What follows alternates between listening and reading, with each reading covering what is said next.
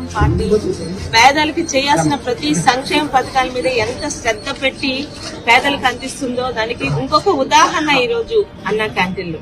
గతంలో ఈ రోజు 5 రూపాయలకి ఏమొస్తుందో రాష్ట్రంలో ప్రజలందరికీ తెలుసు. మనం రాసుకునే పెన్ను కూడా రావటం లేదండి.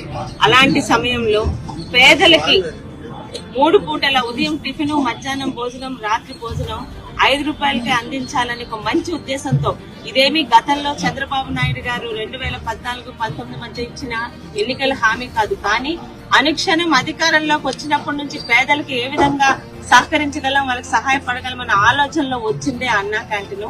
అలాంటి అన్నా క్యాంటీన్ ని గత ప్రభుత్వం నిర్దాక్ష్యంగా, అంటే ఏ పేదలో